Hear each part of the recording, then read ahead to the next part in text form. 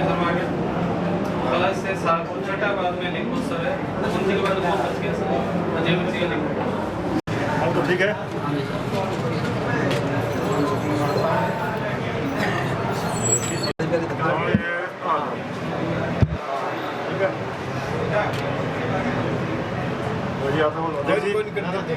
एक सेकंड हाथ लो सामने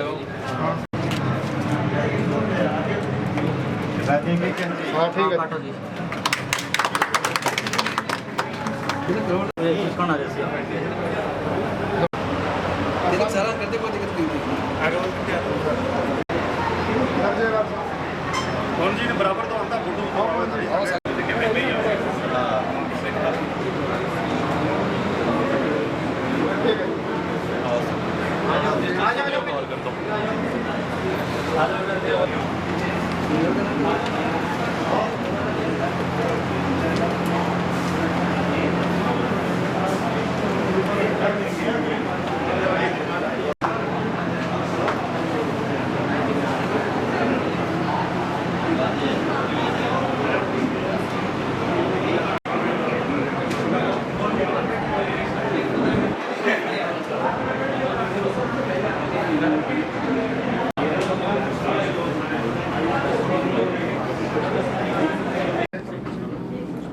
सारा फोटो आ जा सकते हैं।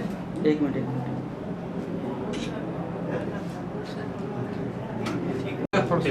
ठीक है आओ भाई अब चलो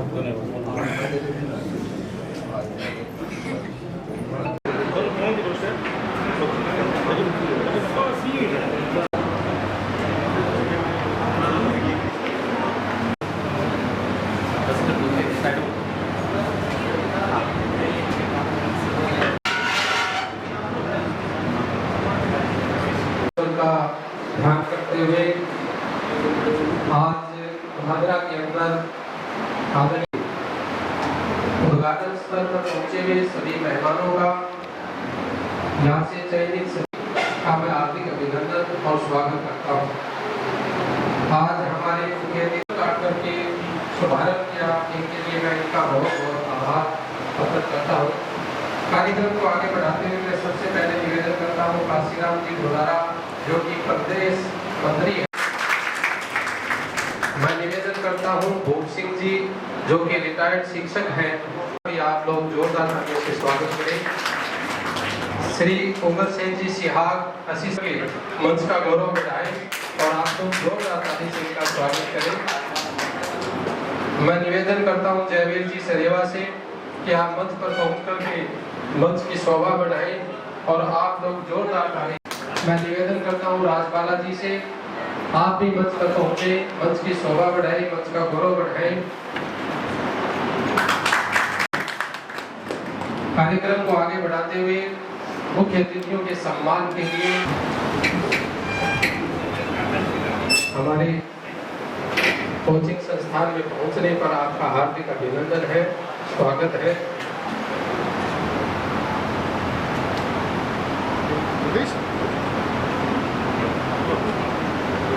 आप लोग ताली बजाते हैं।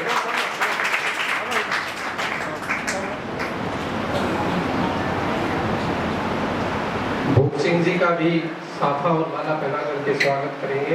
माड़ूराम जी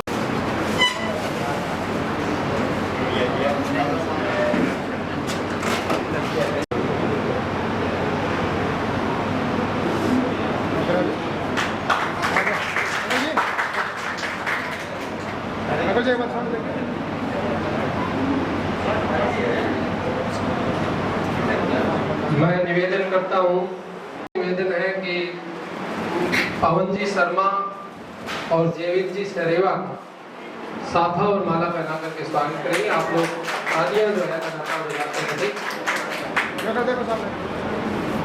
भादरा क्षेत्र के अंदर एक नए युग की के स्वागत करेंगे और इनका सहयोग करेंगे संदीप जी भी पवन जी का सहयोग करेंगे।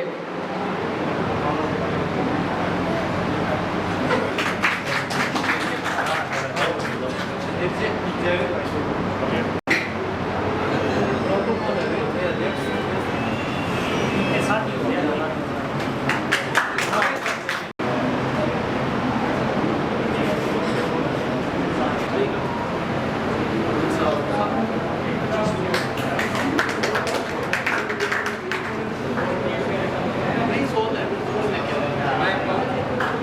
जी से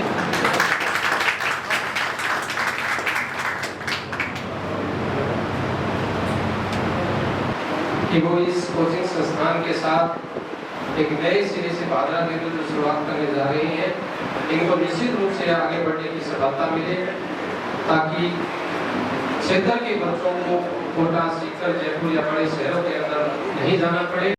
इसके लिए मैं आप सब लोगों से भी निवेदन करता हूँ कि भादरा जैसे शहर को विकसित शिक्षा के क्षेत्र में आगे बढ़ाने के लिए आप लोग जो है इसका प्रचार करें, प्रसार करें, ताकि हमारे बच्चों को बाहर नहीं जाना पड़े, कम खर्चे में वो यहीं रह करके सब तरह की पढ़ाई जो है वो कर सके।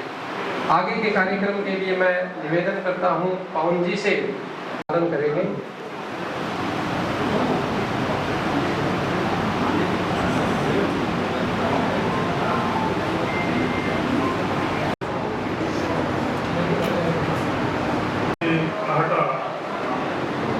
आप सभी के बीच में यहाँ पर उपस्थित समस्त लोग जो कि प्रतियोगिता परीक्षा की तैयारी कर रहे हैं या जिन्होंने प्रतियोगिता परीक्षाओं में सफलता प्राप्त की है, आप सभी बधाई के पात्र हैं।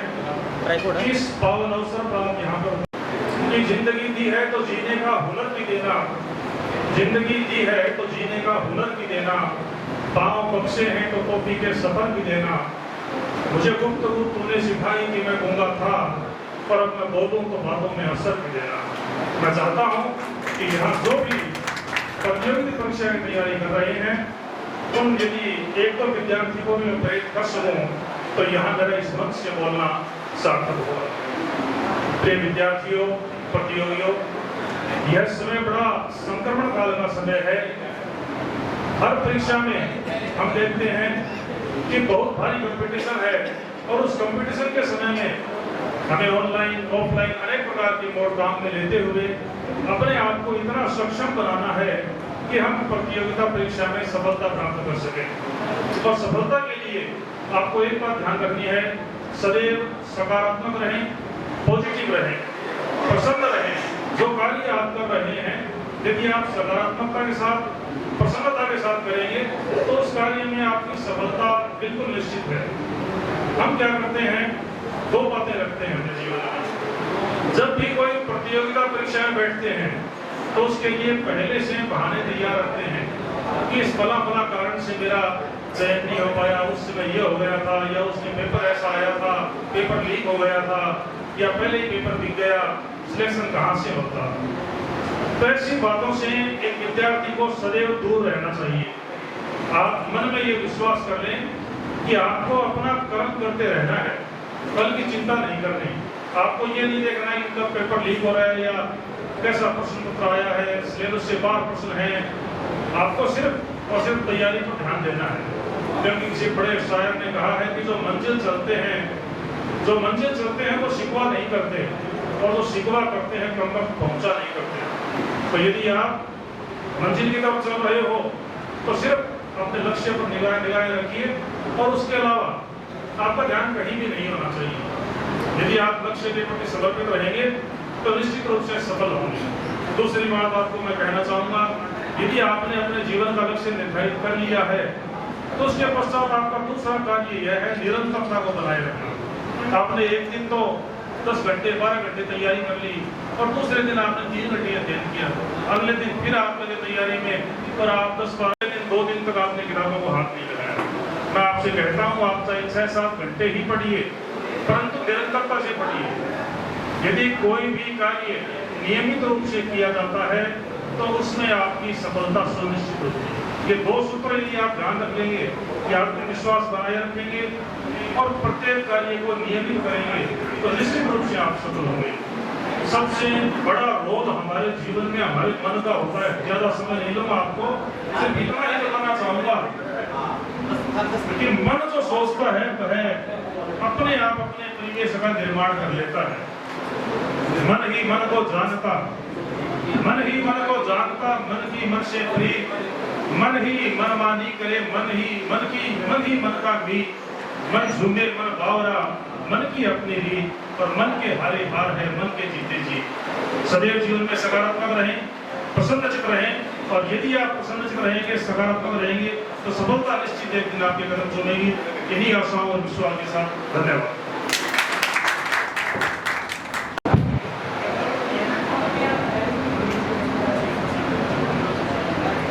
बहुत ही सुनहरा और ऐतिहासिक क्षण है। हमारे बहादुरा ही नहीं, अपितु हमारे गंगानगर हनुमानगढ़ जिले में इस प्रकार का नई टेक्नोलॉजी से सज्जित, सुशोभित, नई तकनीक पर आधारित ऐसा पहला शिक्षण संस्थान गुरु ज्ञान शिक्षण संस्थान के उद्घाटन के अवसर पर मनसा से अतिथिगण आदरणीय मास्टर भूप सिंह जी गोदारा और जी शर्मा, दर्शन जी, विक्रम जी, जयवीर जी, राजपाला जी और इस शिक्षण संस्थान के संचालनकर्ता आदरणीय पवन जी भांगू, पधारे हुए सभी सम्मानित अतिथिगण, सभी प्रिय विद्यार्थीगण, युवा साथियों, मातृ शक्ति पत्रकार और सहकार बंधुओं, हमारे इस क्षेत्र के लिए बहुत ऐतिहासिक और सुनहरा, जैसा कि पवन जी बता रहे थे,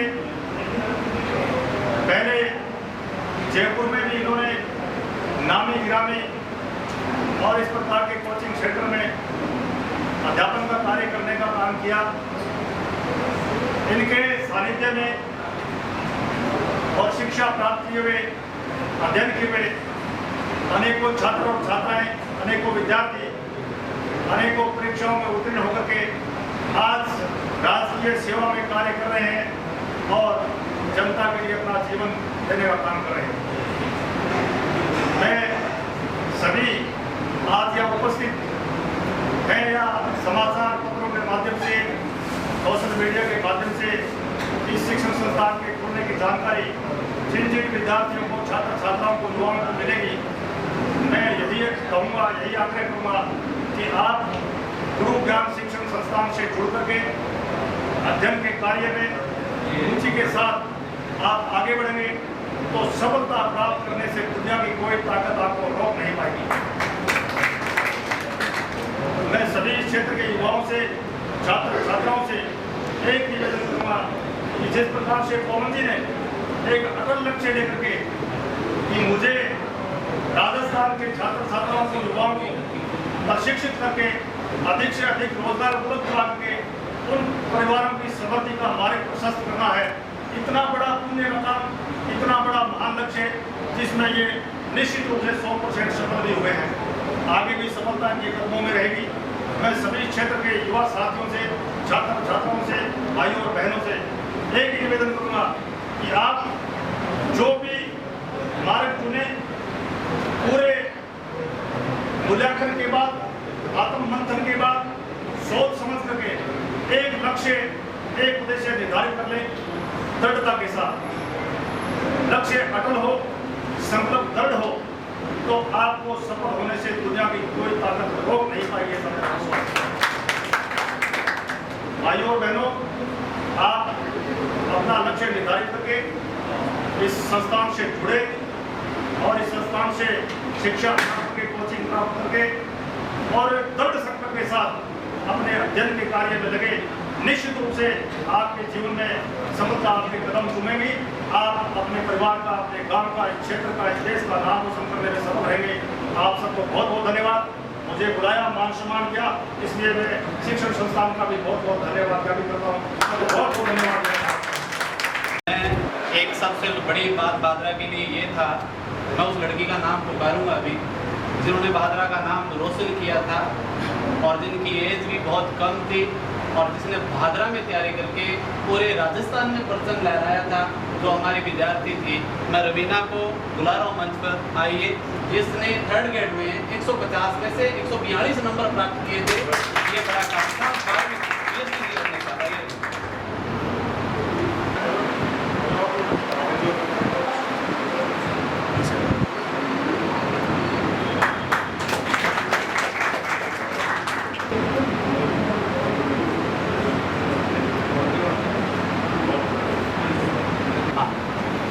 काशीराम जी का बहुत बहुत धन्यवाद समय अभाव के कारण।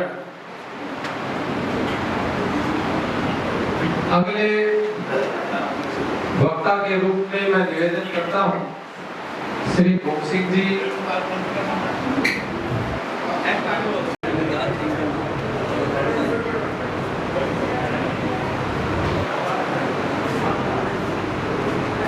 सभी आए हुए छात्र छात्राएं,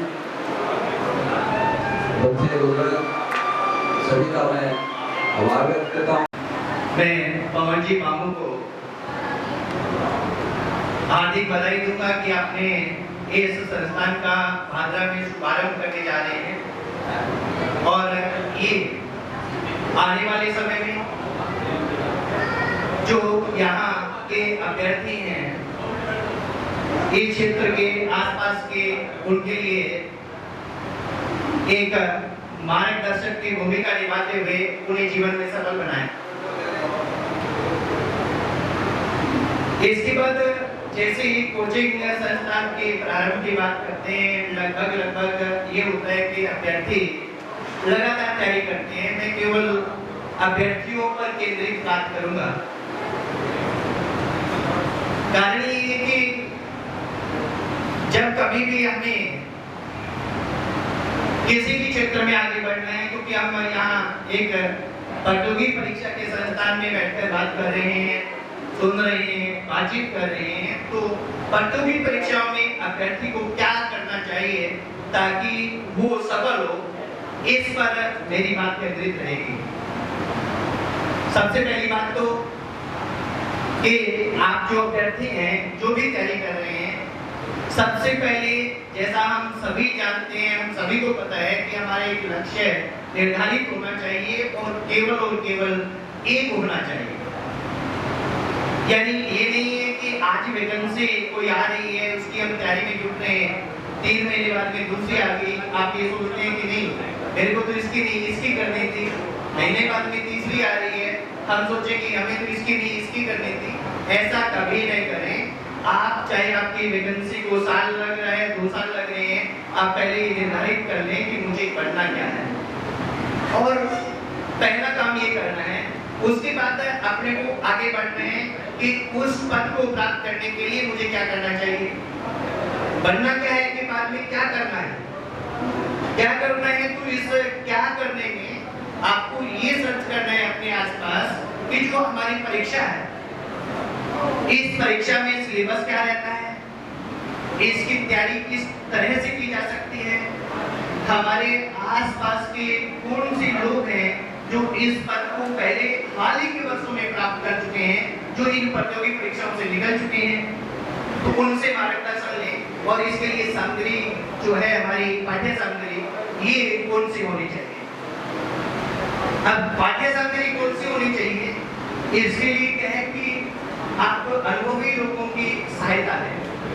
आपके आसपास, आपके क्षेत्र में जिसकी आप तैयारी करने चाह रहे हैं, हाल ही के वर्षों में सफल अभ्यर्थियों से मिलें और उनसे चर्चा करें कि मेरे को ये तैयारी करनी है, मुझे क्या करना चाहिए, किन किन चीजों को पढ़ना चाहिए, कैसे। यानी पाठ्य सामग्री में एक बड़ी चीज सहयोगी है। सेकंड कि आजकल क्या है कि सोशल मीडिया में हर जगह हमें यूट्यूब पे और जगह पे भी बहुत सी हमें हमारे से संबंधित पाठ्य सामग्री से संबंधित गाइड मिल जाती है, मार्गदर्शन मिल जाता है। तो वहां से आप मार्गदर्शन प्राप्त कर सकते हैं। आप देखें वहां भी, क्योंकि आजकल क्या है कि सोशल मीडिया इतना भरा पड़ा है कि हमें सही गलत का चुनाव नहीं कर पाते। तो वहां भी आप देखें कि आपके क्षेत्र में जो सफल लोग हैं, जो आपका मार्गदर्शन कर रहे हैं, उनसे आप वो चीजें बता रहे हैं, उनको फॉलो करने का प्रयास करें। यानी पहला क्या बनना है, फिर क्या करना है, पाठ्य सामग्री सिलेक्ट करनी है, यहाँ तक आपको पहुँचना है। और इसके बाद में सबसे महत्वपूर्ण पड़ाव आता है कि हमें इस जो हमने पाठ्य सामग्री इकट्ठी की है, इसको कार्य रूप में कैसे लेके आए। इसके लिए आपको एक प्रॉपर रणनीति आपके पास होनी चाहिए पहले से कि लगभग कोई भी प्रतियोगी परीक्षा परीक्षा हो 6 माह में बहुत अच्छी तैयारी हो जाती है। आप ये देखें कि मुझे 6 माह में इस पोर्शन को करना है। अब आप पाठ्यक्रम को 3 से 4-5 बार पढ़ दें, बिना सोचे समझे ही पढ़ दें। कम से कम पाठ्यक्रम पहले आपको याद होना चाहिए और फिर आप उस पाठ्यक्रम में ये चिन्हित करें कि मेरे मजबूत पक्ष क्या है और कमजोर पक्ष क्या है। जो आपके मजबूत हैं, यानी जो आपको काफी अच्छे से आते हैं या आप बहुत कम टाइम में कर लेंगे, उनको थोड़ा सा कम टाइम दें। हमेशा ही कमजोर पक्ष पर ज्यादा टाइम दें। साथ में एक चीज जरूर ध्यान रखें कि परीक्षा में वेटेज किस सब्जेक्ट का कितना है, उस वेटेज के अकॉर्डिंग आप पढ़ें। ये भी आपको पता होना चाहिए अच्छी तरह से पहले। और ये कहां से पर कैसे पता चलेगा, ये जो आप सफल अभ्यर्थियों से मिलेंगे वो बिल्कुल आपको मार्गदर्शन कर देंगे। जैसे पवन जी यहाँ संस्थान शुरू कर रहे हैं, तो ये लोग हैं बहुत अनुभवी हैं, काफी लंबे टाइम से प्रतियोगी परीक्षा के अभ्यर्थियों को मार्गदर्शित कर रहे हैं। तो आप मार्गदर्शन लें, अपने आसपास जो भी सफल अभ्यर्थी हैं उनसे मार्गदर्शन लें और इस पर बढ़ें। अब अक्सर क्या होता है, स्टूडेंट की एक समस्या आती है, क्योंकि पिछले लगभग 18 साल से मैं प्रतियोगी परीक्षार्थियों से जुड़ा हूँ और इनमें मेरे को देखने में ये आता है कि अभ्यर्थी बीच में फिर हड़बड़ा जाता है। वो सोचता है ये तैयारी तो मेरे से नहीं होगी, ये तो बहुत कठिन है, ये ऐसे तो हो नहीं सकता, मेरे पास टाइम नहीं है, मुझे याद नहीं होता, बहुत सी चीजें आएंगी। आपको मैं केवल एक ही चीज कहना चाहूंगा, इन चीजों का, कि जब भी आपको मोटिवेशन लेना हो, यानी आपको तैयारी करनी है, आगे बढ़ना है, सफल होना है, तो आपको इधर उधर कहीं नहीं जाना। आप केवल और केवल अपने घर में देखें। घर में किनको देखें? घर में अपने माता पिता को देखें, जिन्होंने आपको बड़ा किया, आपको कठिन परिस्थितियों में पढ़ाया, आपके पढ़ने के लिए, आपकी फीस के लिए जिन्होंने एक एक पैसा बड़े खून पसीने से कमाया। कोई जैसे या ग्रामीण परिवेश के भी काफी लोग हैं कि जैसे किसान है, किसान खेत में क्या करता है, अब उमस भरा माहौल है, वो खेत में मिलेगा, लोग ऐसे में बैठे नहीं मिलेंगे आपको। जब कड़ाके की सर्दी होती है दिसंबर जनवरी में, 0 डिग्री तापमान होता है, आपके पिता, आपके मम्मी जो आपको पढ़ाना चाहते हैं वो भी वहीं मिलेंगे वहाँ। और जब तपती दोपहर होती है तो भी वहाँ होते हैं। आप उनको एक बार देख लेना, उनकी आंखों में देख लेना कि अगर हमने ईमानदारी से मेहनत की और हम सफल हो गए तो इनकी आंखों में चमक क्या होगी, आप ये सोच लेना पहले से कि अगर मैं सफल हो गया और इनकी आंखों में चमक होगी, वो सारी कहें कि आपकी जिंदगी में की गई मेहनत की जो कहते हैं कि एक वसूली हो जाएगी एक तरीके से। और अगर मैं असफल हुआ, सही तरीके से मैंने मेहनत नहीं की, तो इन्होंने जो मेरे लिए पूरा जीवन समर्पित कर दिया है, ये मेरे थ्रू यानी अपने बच्चे को थ्रू जो अपने सपने पूरा करना चाहते हैं, उन सपनों का क्या होगा, मेरे द्वारा तोड़ दिए जाएंगे, तो इनकी हालत क्या होगी। ईमानदारी से एक बात बता रहा हूँ, मैंने आज तक जो महसूस की है, लगभग मेरे 1000 विद्यार्थी पूरे राजस्थान में अलग अलग विभागों में कार्यरत हैं, तो राजस्थान के हर जिले में कार्यरत हैं।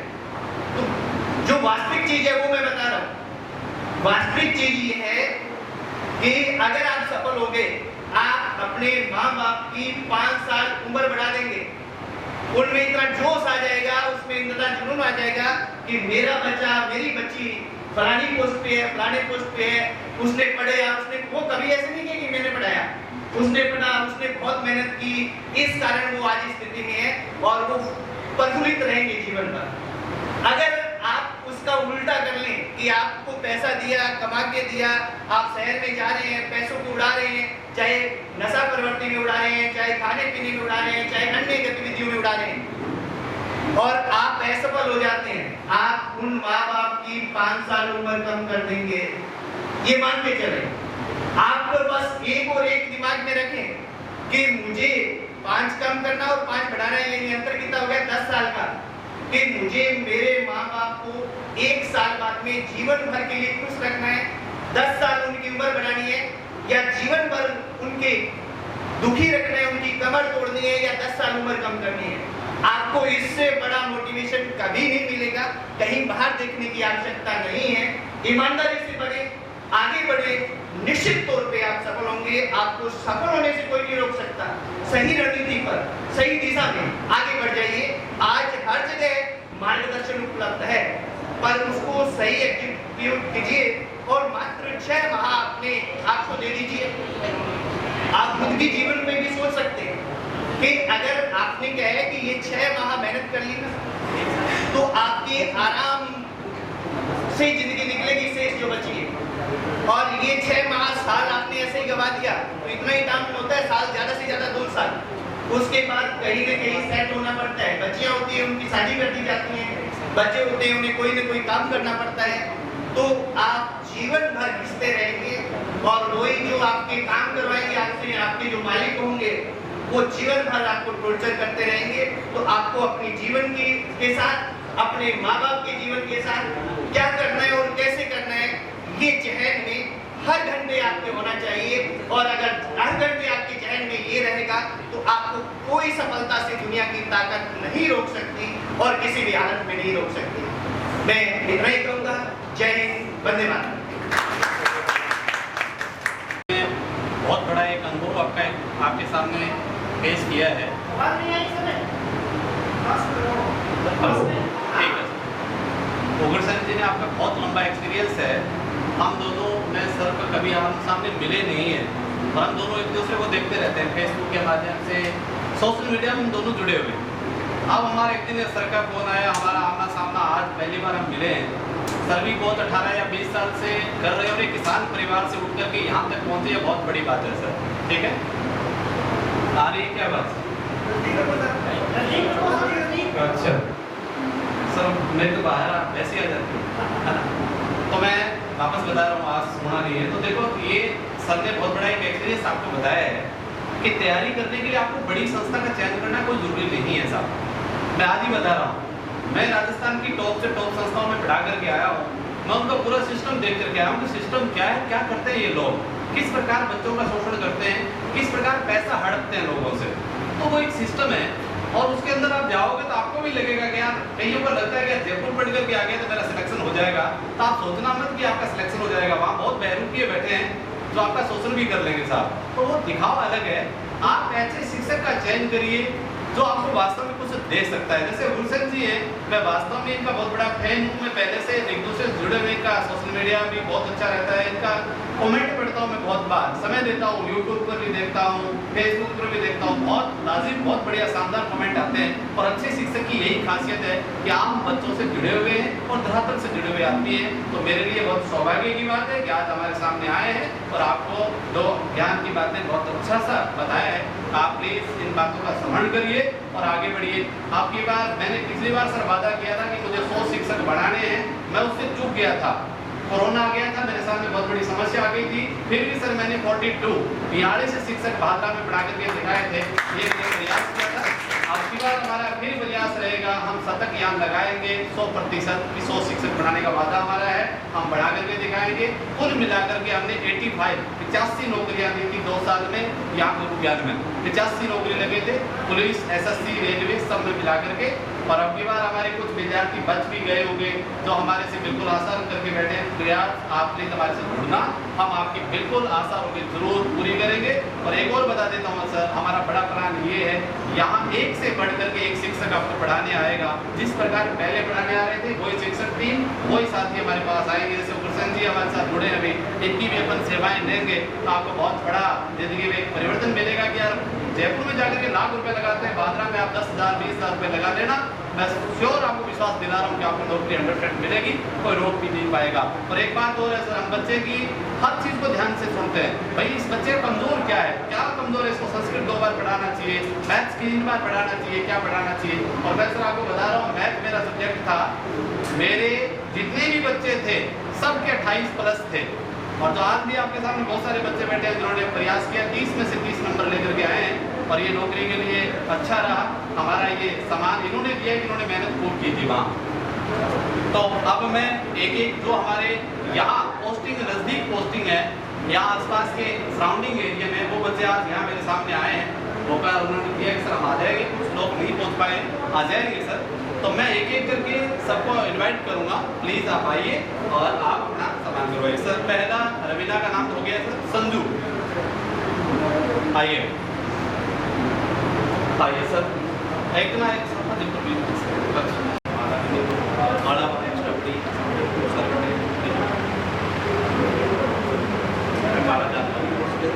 आप ये साफा मेंटेन रखोगे, ग्रुप फोटो बनवाएंगे, फिर ये ध्यान रखना।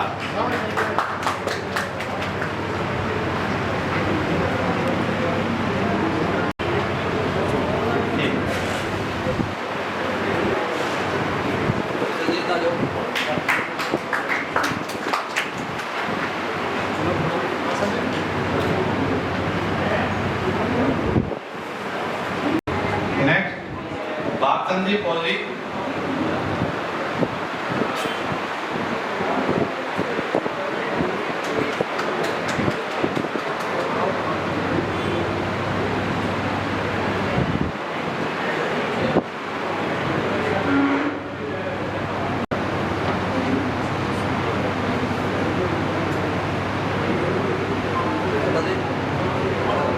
आगे सोनिया,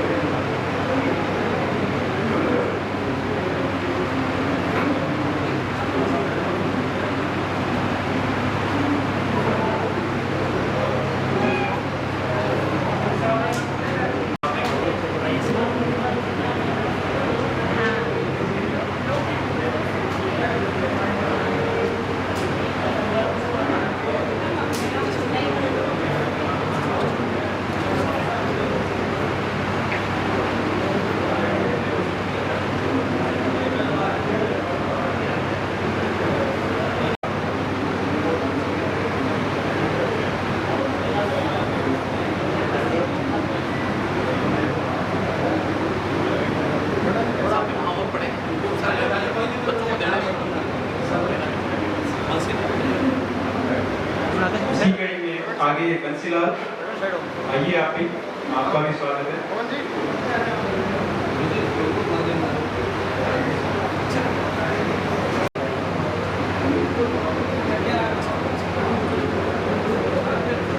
आगे विनोद वंदर, आप भी आइए, आपका भी स्वागत है।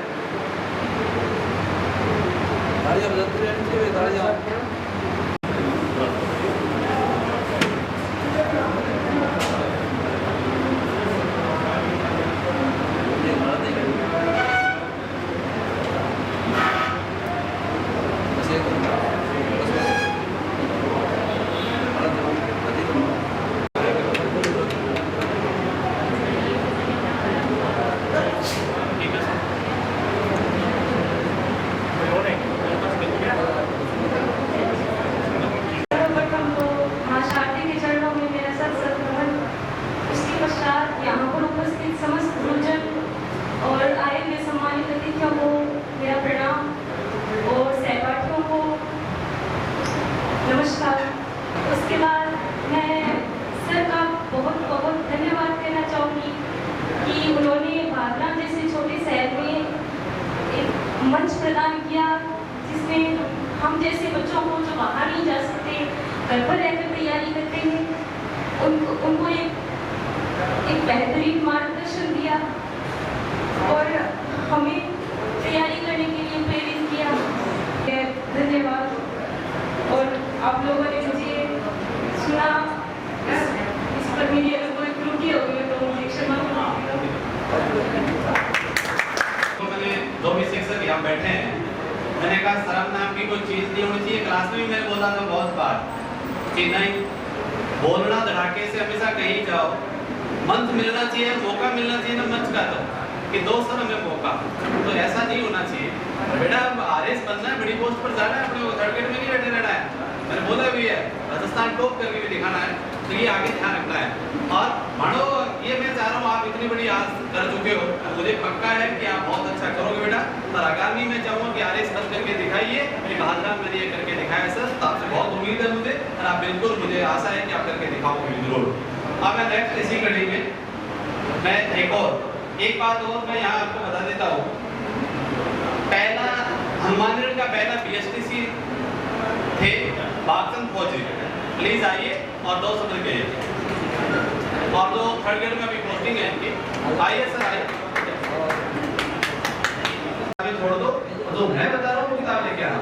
तो इन्होंने किया, और इसकी स्थिति आप देखोगे ना, तो घर पे बकरी है, दिहाड़ी करना, मजदूरी करना, और घर पे 2 बच्चे भी है, बीवी भी है, और घर से अलग।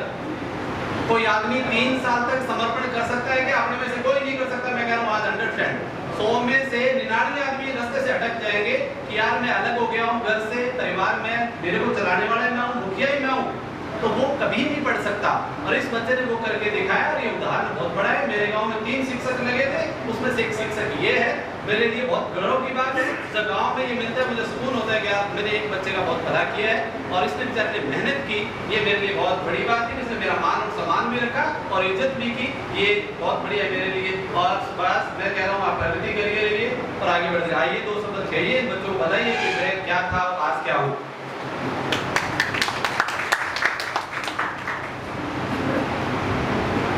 आप इनकी बात सुनना। सम्मान सभी का आभार। गुरु जी ने जो भी बताया वो बिल्कुल सही कहा है। मैं घर से भी अलग हूँ, और 2 बच्चे भी है, बीवी भी है। रात की कंडीशन तो बिल्कुल डाउट नहीं, और यहाँ तक तो नौबत आ गई कि एक बार तो खाने के लिए भी सबके पास आ जाता था, और शाम होती है वो रोटी बनाते थे। बहुत बार ऐसे हुआ है, और गुरु जी ने इतना मोटिवेशन दिया मुझे कि अगर 2% परीक्षा में आए थे वो ही इन्हें कराए थे। एक भी पर्सन ऐसा नहीं था कि जो परीक्षा से बाहर आए। संस्कृत के टीचर थे वो भी बहुत बढ़िया थे, और जयपुर से भी MS राठौड़ साहिबों के बुलाए थे, वो भी बहुत अच्छा पढ़ाते थे। और मेरा 150 में से 125 नंबर आया, और हनुमानगढ़ जिले में ही सर्विस कर रहा हूँ, इसलिए मैं गुरु जी का बहुत बहुत आभारी हूँ। धन्यवाद।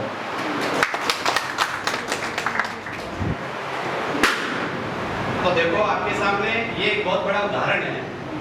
मैं तो जहाँ भी जाता हूँ, मेरा जहाँ कोई प्रोग्राम होता है, जयपुर वगैरह सेमिनार करते हैं, तो मैं वास्तव में इस बच्चे का उदाहरण देता हूँ। और ये इतना समर्पण था, इसका मकान देखने गया था मैं एक बार, ये 2 बच्चे रहते थे, वो गिर जाएगा यदि आप मैं कह रहे हैं ये मकान ऊपर गिर जाएगा आपके, कि नहीं सर नहीं गिरेगा, हम शिक्षक पढ़ के निकलेंगे यहाँ से। और ऐसे मकान में रह करके आजकल तो विद्यार्थी करते हैं, सबसे पहले लाइटिंग देखते हैं, रूम में लाइटिंग कैसी है, कलर कैसा है, बाथरूम कैसा है, सब देखते हैं सुविधाएं। पर इस विद्यार्थी में ये समर्पण था, और आज ये 3rd ग्रेड की कोचिंग पर बैठा है। और भविष्य में, और मैं एक और बता रहा हूँ आपको बेटा, इन्होंने अपने घर की पीढ़ी को सुधार लिया, ये बहुत बड़ी बात है। सर ने जैसे कहा अपने माँ बाप की उम्र 10 साल नहीं, इन्होंने 30 साल बढ़ाई है, उनकी 30 साल ज़्यादा हुई है, ये आज भी कह रहा हूँ आपके सामने। और ऐसा ही आप करिए सर। और मैं तो इसलिए यहाँ आया हूँ सर, सीधी बता देता हूँ मैं कि यार अपने ग्रामीण में बात देता हूँ, बच्चे काउंसलिंग पर रोते हैं बैठे बैठे, 30-30, 40-40 हज़ार रुपये दे करके बाद में कहते हैं सर हमारा साइको में ये रह गया, हिस्ट्री में ये रह गया, ज्योग्राफी में सर ये रह गया, वो खाना पॉइंट हमें नहीं पढ़ाया है। मैं इसका भुक्तभोगी हूँ, हमारे विद्यार्थी भुक्तभोगी है, वहाँ रोते हैं बैठे बैठे। मैंने कहा बेटा मैं कुछ नहीं कर सकता, हमारे हाथ में नहीं है, तो शिक्षक है, हमारा काम है पढ़ाना, और हमारे सब्जेक्ट में कोई रह गया होगा तो वो हम प्रयास करेंगे बेटा, चाहिए मेरे मकान पर आकर के पढ़ सकते हो, कुछ भी कर सकते हो, हम हेल्प करेंगे आपका बिल्कुल। तो अब सर पहले मैं वीरेंद्र जी को इनवाइट कर रहा हूँ, वीरेंद्र जी का थोड़ा प्रोग्राम है कोई, तो प्लीज वीरेंद्र जी आइए, आप 2 प्लीज आइए।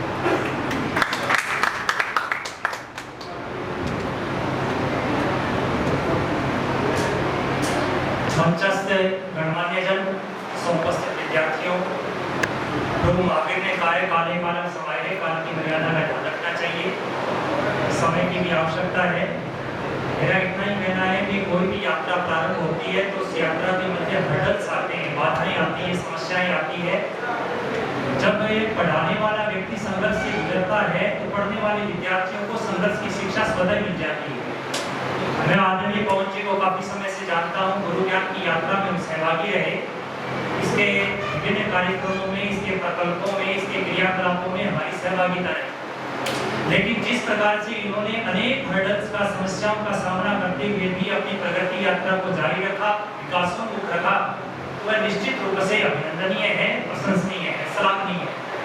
मेरा ऐसा मानना है विद्यार्थियों कि आपके आगे समय के साथ में कई चुनौतियां बढ़ती है, क्योंकि मैं तो इतिहास का विद्यार्थी हूँ, तो इतिहास के माध्यम से कई उदाहरण दिमाग में आ जाती है, उसका लोग स्मरण नहीं कर पाता। हमारे आगे 321 ईसा पूर्व का समय आता है, चंद्रगुप्त मौर्य इससे भारतवर्ष का, अखंड भारतवर्ष का सम्राट बनता है। लेकिन किसके संरक्षण में बनता है, किसके मार्गदर्शन में बनता है? वह चंद्रगुप्त मौर्य आचार्य चाणक्य अथवा विष्णुगुप्त के नेतृत्व में बनता है।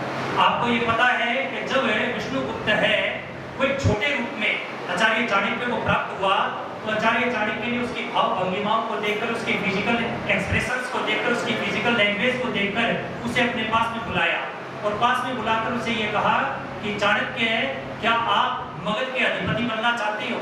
तो वह तो बाल सुलभ स्वभाव था, उसने कहा, स्वतः ही बोला, स्वतः स्फूर्त उसके मुंह से निकला, क्यों नहीं बनना चाहता हूँ, लेकिन आपको मेरी माता से आज्ञा लेनी पड़ेगी। दोनों जने माता के पास में गए। चूंकि माता का मातृ हृदय होता है, अपने पुत्र को छोड़ना नहीं चाहती है, वृद्धावस्था का सहारा समझती है, तो माता ने कहा, मैं तो नहीं दूंगी। आप किस प्रकार की मूर्खता भरी बातें कर रहे हो? जिस नंद वंश का राज इस मगध के ऊपर चल रहा है, हम एक सामान्य घर में पैदा हुए, इस प्रकार से मगध का अधिपति कैसे मेरा पुत्र बन सकता है? तो वह उसकी माता को, चाणक्य है, वो मगध के राजा प्रसाद के सामने लेकर जाता है, और राजा प्रसाद की जो बालकनी होती है, गवाक्ष होता है, उसके अंदर नंद राजा धनानंद खड़ा हुआ था, और वह ये कहता है चाणक्य चंद्रगुप्त की माता से कि क्या तुम उस गवाक्ष में अपने पुत्र को सम्राट के रूप में खड़ा हुआ देखना चाहती हो?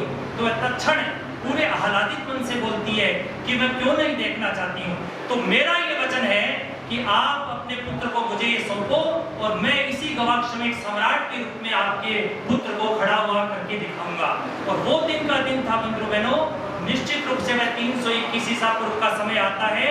आचार्य चाणक्य के नेतृत्व में वह न केवल मगध का अधिपति बनता है, अपितु पूरे भारतवर्ष को पहली बार एक वैज्ञानिक सीमा प्रदान करता है। आपको ये पता है कि उससे पहले भारत की किसी प्रकार की बाउंड्री तय नहीं थी, लेकिन जैसे ही चाणक्य के नेतृत्व में चंद्रगुप्त मगध के सिंहासन पर बैठता है, पहली बार हिंदुकुश पर्वतमाला के रूप में इस भारतवर्ष को एक वैज्ञानिक सीमा प्राप्त होती है। और वह चंद्रगुप्त कश्मीर से लेकर दक्षिणी मैसूर माने कर्नाटका तक अभिलेख मिलते हैं, तो कश्मीर से लेकर कर्नाटका मैसूर तक है, और हम देखते हैं कच्छ से लेकर और कलिंग प्रदेश तक उसकी सीमाओं का विस्तार हो जाता है। मेरा ऐसा मानना है कि गुरु अगर पूरा समर्पित है, संघर्षों में स्वयं तपा हुआ है, और वह जब विद्यार्थी को अपने पास में बुलाकर अपने ओज से ओतप्रोत करता है, तो विद्यार्थी के अंदर की भावनाएं स्वतः स्फूर्त हो जाती है। मैंने पुनर्जागरण काल को पढ़ा, एक इतिहास के विद्यार्थी के रूप में एक बहुत बड़ा उस समय मूर्तिकार हुआ। उस मूर्तिकार के पास में मेरे जैसा एक व्यक्ति जाकर पूछने लगा कि आप इस प्रकार से आदमकद प्रतिमाएं, इतनी सुंदर सुंदर प्रतिमाएं कैसे बना लेते हो, हमें भी इसका राज बताओ। तो आपको पता है मूर्तिकार क्या कहता है? वह मूर्तिकार ये कहता है, मैं तो कुछ करता ही नहीं हूँ, मैंने कहा ये मूर्तियां बनाई। ये किस प्रकार की आप भ्रम की बात पैदा कर रहे हैं, इस प्रकार की आप संशय की बात पैदा कर रहे हैं। हम तो आपको निरंतर ये मूर्तियां बनाते हुए देखते हैं, आप इसमें काटा छाटी करके मूर्तियां बनाते हो। तो उसने ये कहा कि मैं तो सिर्फ ये करता हूँ कि मेरे पास में बड़ी चट्टान होती है, पाषाण होता है, पत्थर होता है, मैं तो सिर्फ उनमें से अनावश्यक जो पत्थर है, जो अननेसेसरी पत्थर है, उसको हटा देता हूँ।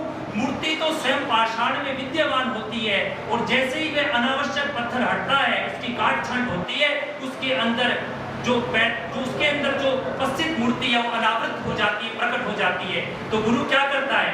गुरु आपके सिर पर ज्ञान अज्ञान का जो आवरण होता है उसको हटाने का काम करता है। अनंत प्रतिभा, ज्ञान, क्षमता, पोटेंशियल, कैलिबर, क्षमता, स्ट्रेंथ, स्टेमिना, ऊर्जा आपके अंदर विद्यमान है, उसके साथ ही वह मूर्ति अंदर की प्रकट हो जाती है।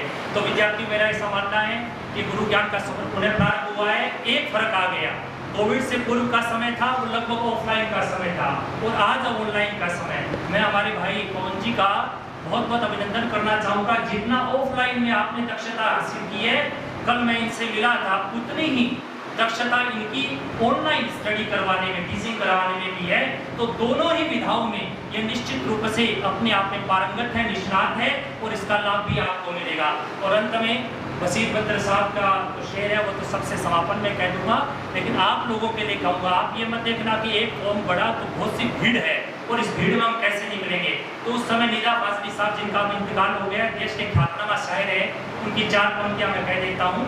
वो बड़ी सुंदर एक बात कहते हैं कि सफ़र में धूप तो होगी, सफ़र में धूप तो होगी, जो चल सको तो चलो, सफ़र में धूप तो होगी, जो चल सको तो चलो, सभी हैं भीड़ में, सभी हैं भीड़ में, तुम भी निकल सको तो चलो, सफ़र में धूप तो होगी, जो चल सको तो चलो। किसी के वास्ते राहें कहाँ बदलती है, किसी के वास्ते राहें कहाँ बदलती है, तुम अपने आप को खुद ही बदल सको तो चलो, सफ़र में धूप तो होगी, तो चल सको तो चलो। तो इसी बात को ध्यान में रखते हुए, आत्मसात करते हुए, हृदयंगम करते हुए हम चले। ये भारतीय संस्कृति है, ये हमेशा ये कहती है कि जब भी आप निराश हो, नकारात्मकता से घिरे हुए हो, आपको ये लगे मैं क्लांत हो गया हूँ, दीन हो गया हूँ, हीन हो गया हूँ, पलायन की स्थिति आ गई है, मैं एकदम से इन कर्तव्य विमूढ़ की स्थिति में आ गया हूँ, तो आपको क्या चाहिए? एक आचार्य चाहिए, एक उपायज्ञ चाहिए, एक मंत्रज्ञ चाहिए, एक गुरु चाहिए, एक शिक्षक चाहिए। आप तुरंत उसकी शरण में चले जाओ और आपकी वह सारी नकारात्मकता, नेगेटिविटी स्वतः स्फूर्ति ही समाप्त हो जाएगी। तो विद्यार्थियों मिलना होता रहेगा। हम तो सामाजिक अनेक क्षेत्रों में और स्वयं शैक्षणिक क्षेत्र में काम करने वाले, अनेक क्षेत्रों में काम करने वाले लोग हैं, तो मिलना चलता रहेगा। एक निरंतर कहने वाला शेर है वसीम बद्र का, वो कहते हैं, वाणी को विराम देता हूँ कि सितारों को आंखों में महफूज रखना, सितारों को आंखों में महफूज रखना, ये बहुत लंबी रात है, सितारों को आंखों में महफूज रखना, ये बहुत लंबी रात होगी, तुम भी चल रहे हो, हम भी चल रहे हैं, तुम भी चल रहे हो, हम भी चल रहे हैं, किसी मोड़ पर फिर मुलाकात होगी, किसी मोड़ पर फिर मुलाकात। और मैं ये बात देखता हूँ कि जितनी भी छात्राएं मेरे पास आई हैं, उन्होंने मुझे एक बात कही है, सर मुझे एक बुक वाला मैम ऐसी है, गार्जियन की तरह बच्चों का साथ व्यवहार करती है। एक ऐसा लगता है कि सर हम हमारे घर पे अपनी मम्मी के पास रह रहे हैं, ऐसा माहौल देना एक बहुत बड़ी बात है। ये भादरा में हो भी रहा है। तो जो भी बच्चे जाते हैं, मैंने आज तक मेरा बहुत सारा एक्सपीरियंस है कि मैं के पास मेरे बहुत सारे बच्चे बैठे छात्रावास में, तो हमें या किसी बच्चे को कोई दिक्कत होगी, तुरंत अपना काम छोड़ करके बच्ची को लेकर के जाना, हॉस्पिटल है सर, आजकल आपको बताइए समस्याएं बहुत आती हैं। तो मैं उनका बहुत बहुत शुक्रगुजार हूँ कि आपने समय निकाला है और आप आए और आप हमारे साथ इसी प्रकार जुड़े रहे, तो आपका बहुत दिल से स्वागत है। अब मैं कुछ विद्यार्थी ऐसे हैं, हो सकता है कुछ अपन यहाँ बैच शुरू करेंगे। आप एक तो याद रखना है, व्याख्याता का बैच शुरू करेंगे फर्स्ट पेपर, एक अपन यहाँ बैच शुरू करेंगे रीड शिक्षक लेवल के, लेवल फर्स्ट भी होगा, लेवल 2 दोनों होंगे, मैथ साइंस और आर्ट्स का पार्ट का भी होगा। प्लस अपन यहाँ बैच शुरू भी करेंगे सीईटी का बैच। सीईटी का समय बहुत कम बचा है, पर हम प्रयास करेंगे कुछ ऑनलाइन और कुछ ऑफलाइन के माध्यम से बच्चे को जल्दी कवर करवाएं, आने वाले प्रेशर आधारित प्रश्न पढ़ाए जाएंगे। प्लस अब सीईटी बहुत महत्वपूर्ण आपको पता है इसके साथ, और कुछ सिलेबस ऐसे हैं जो रेगुलर भी चलते रहते हैं, जैसे रेलवे है, एसएससी की परीक्षाएं हैं, उनका रेगुलर क्लासेस चलेगी, उनके बैच भी हम शुरू करेंगे। स्टार्ट हुआ अब गुरु ज्ञान पूर्णतः ऑफलाइन ऑनलाइन। अब देखो हमारे लिए आपके लिए बड़ा क्या है इस गुरु ज्ञान में, आपके लिए सबसे बड़ा फायदा ये होगा अब कि ऑफलाइन के साथ ऑनलाइन हम फ्री देंगे बच्चे को। जो भी बच्चा हमारे पास एडमिशन लेगा उसको पूरा रिकॉर्डेड कोर्स, जो टीचर आपको क्लास में पढ़ा रहे हैं उन सभी टीचरों का रिकॉर्डेड कोर्स होगा, वो आपको फ्री देंगे। आप घर जाकर उसको पढ़ भी सकते हो। एक और 12 महीने तक हम बच्चे को टेस्ट फ्री देंगे। जो बच्चा ऐप के माध्यम से जुड़ा होगा उसको 12 महीने तक जो भी टेस्ट होंगे ये सब फ्री देंगे आपको। आप उसमें जुड़ करके 12 महीने तक घर बैठे टेस्ट दे सकते हो। तो दोनों मोड में टेस्ट भी होंगे, बच्चा ऑफलाइन भी दे सकता है, ऑनलाइन भी दे सकता है। तो हमने प्रयास किया भैया आपके लिए किया है, तो आप हमारा साथ दीजिए और थोड़ा प्रचार आपको करना है। आप वो प्रचार का तो समय नहीं है, पम्फलेट चिपवाएं, फ्लैक्स लगवाएं, नहीं सर, आप डिजिटल माध्यम है तो हम प्रयोग करेंगे सर। और आप सब लोग आए, आपका बहुत बहुत तहे दिल से स्वागत है। Thank you. नेक्स्ट क्लासेस में अपन मिलेंगे, कल 10 बजे से क्लासेस शुरू होंगी। Thank you.